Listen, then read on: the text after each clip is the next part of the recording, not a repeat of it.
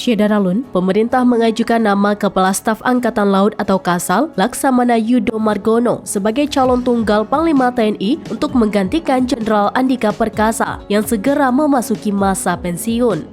Hal itu disampaikan Ketua DPR RI Puan Maharani saat menerima surat Presiden atau Surpres tentang calon Panglima TNI yang diserahkan pemerintah melalui Menteri Sekretaris Negara atau Mensesnek Pratikno. Setelah ini, serangkaian proses akan digelar sebelum DPR memberikan persetujuan terhadap usulan kepala negara tersebut. Selanjutnya akan digelar fit and proper test atau uji kelayakan dan kepatutan. Selain itu, DPR akan melakukan peninjauan untuk mengenal lebih jauh calon tunggal Panglima TNI. Jika seluruh mekanisme tersebut sudah selesai, barulah DPR memutuskan untuk memberikan persetujuan terhadap usulan nama Yudo. Puan yakin rangkaian prosedur itu dapat digelar tepat waktu dan rampung sebelum DPR memasuki masa reses mulai dari 15 Desember mendatang.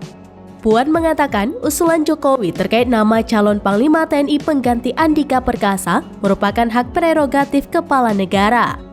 Dia yakin Presiden sudah mempertimbangkan banyak hal sebelum memilih Yudo Margono. Sosok Yudo pun dipastikan memenuhi syarat sebagai calon pimpinan tertinggi Korps Militer.